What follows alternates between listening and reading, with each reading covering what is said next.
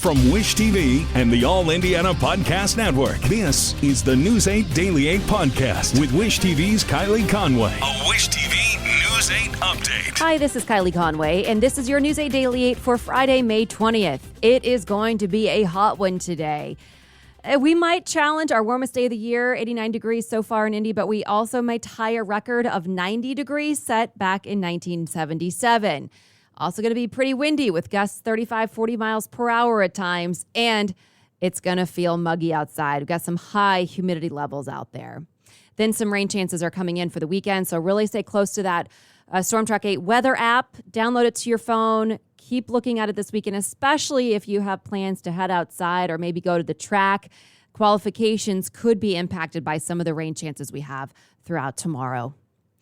Central Indiana will play a key role in a new plan to get baby formula to families across the country. The White House says it will distribute through Plainfield enough powder to make 1.5 million bottles. The formula is coming in from Zurich, Switzerland, on 246 pallets. The brands are Nestle and Gerber and are specifically for children with allergies to cow's milk. Agriculture Secretary Tom Vilsack says shipments will start soon. The White House says it's working to get commercial planes ready to handle the shipments. It will be the first shipment in the Fly Formula operation. We told you about this yesterday here on the podcast, also on Daybreak. It was launched to speed up the delivery of formula from overseas to ease the current shortage. The House and Senate have also approved new rules about which formulas families can buy with federal assistance programs. The change will give them many more options. It now heads to Biden's desk. And a local lactation specialist says the shortage is causing stress for hospitals, even the ones with a good amount of supply. Libby Milch says more new parents are considering breastfeeding or are buying from the hospital's milk bank now.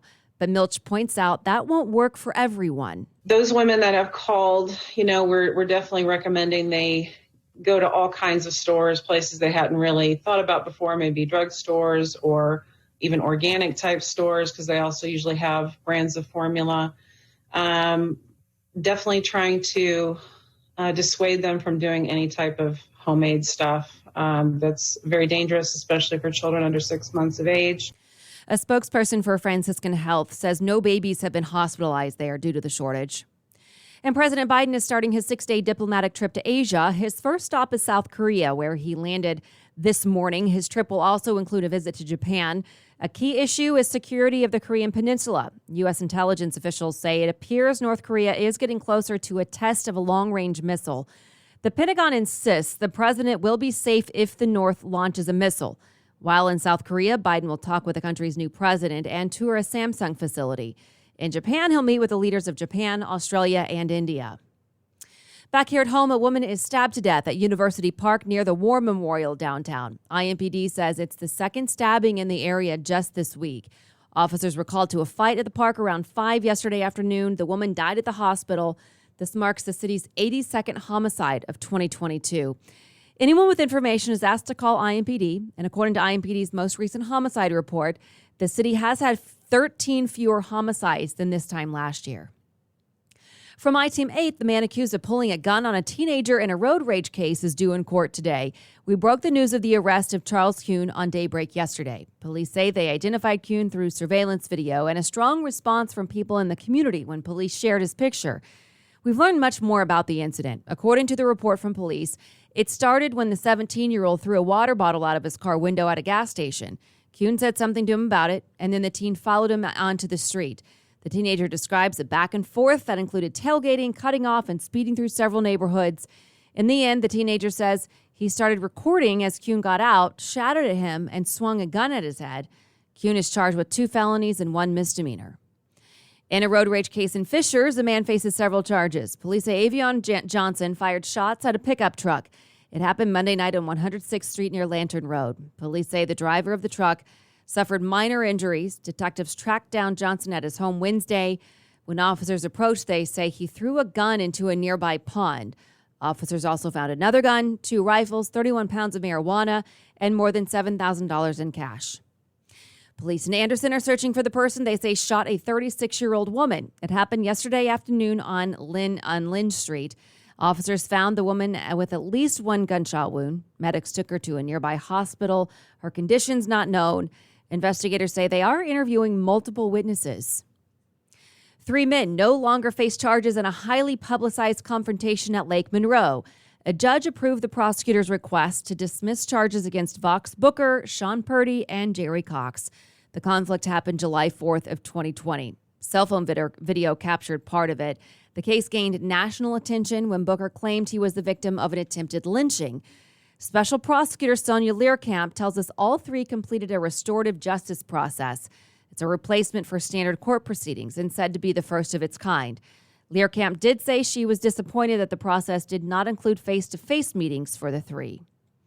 Health officials say they are tracking 6 people closely for possible monkeypox infection. The CDC says the 6 sat near an infected person on a flight from Nigeria earlier this month. The CDC says the 6 appear healthy and are showing no signs of illness. Symptoms start out like the flu, then the patient develops a rash that spreads throughout the body, typically lasting 2 to 4 weeks. Monkeypox is rare outside of Africa, but the CDC is also investigating a confirmed case in Massachusetts. It says at this point, there's not reason for widespread concern. The CDC has approved COVID-19 booster shots for younger children. The decision echoes FDA clearance that came down earlier this week. Children 5 to 11 can get the Pfizer version at least 5 weeks after the last dose. Pfizer says data shows a 3rd vaccine dose restores protection by boosting antibodies as they wane from the most recent dose. To the war in Ukraine now, the U.S. Senate approves $40 billion in aid. The package includes military and economic aid for Ukraine and its allies.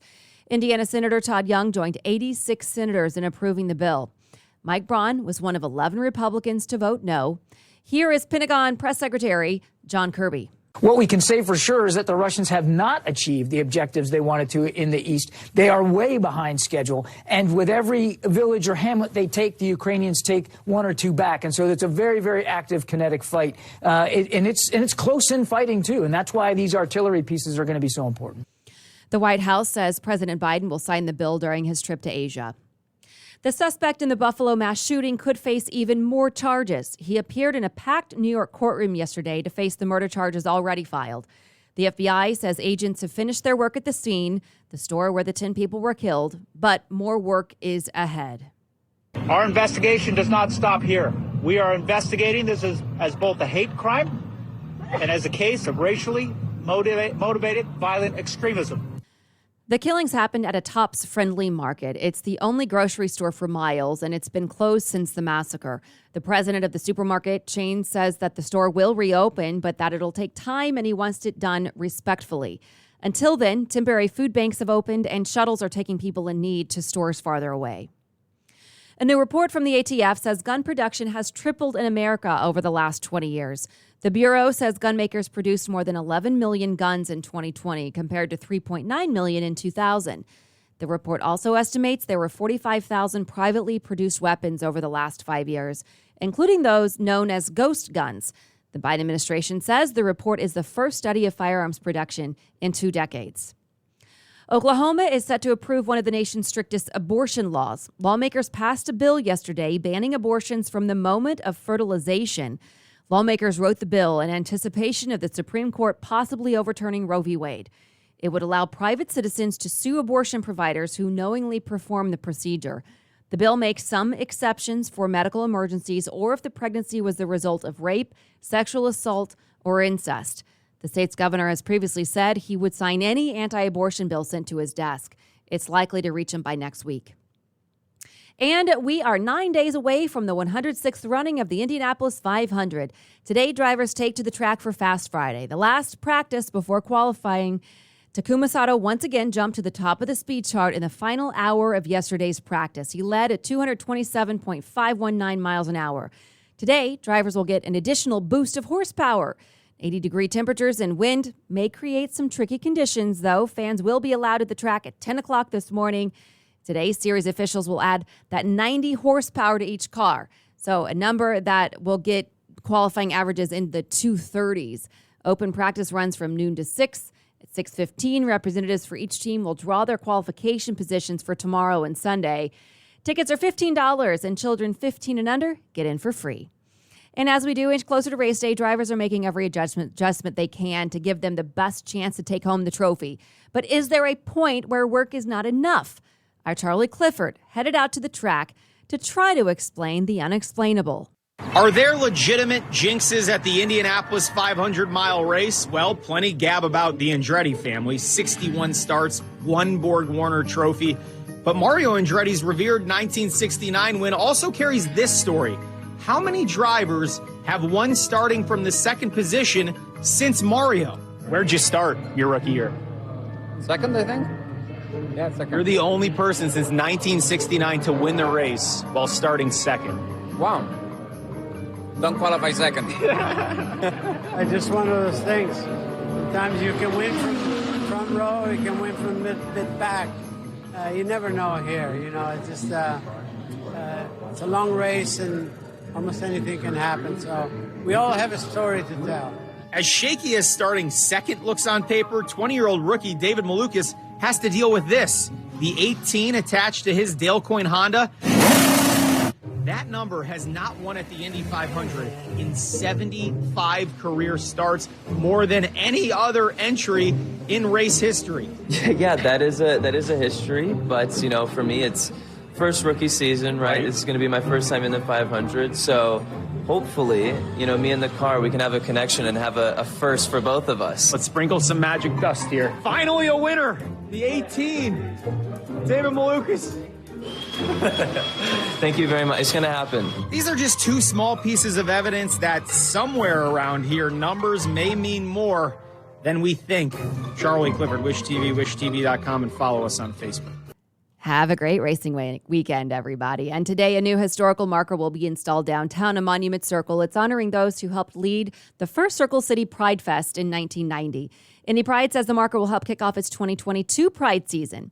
Now, this year's Indy Pride Festival will be Saturday, June 11th. The parade kicks off at 10 a.m. on Mass Ave downtown. Finally, a local robotics team is celebrating a new award. McCulloch Junior High School in Marion went to Dallas for the VEX Robotics World Championship and won the Energy Award. Organizers give the award to teams that show the most enthusiasm and excitement throughout the event. Indiana had a strong presence at the event with 39 total teams qualifying. This has been your News 8 Daily 8 for Wish TV. I'm Kylie Conway.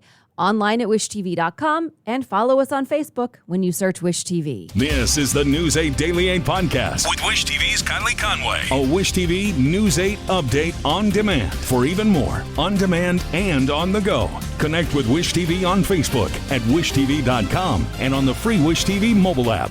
Thank you for listening. And be sure to like, subscribe, and follow this podcast for updates every weekday morning on the All Indiana Podcast Network and wherever you get your podcast.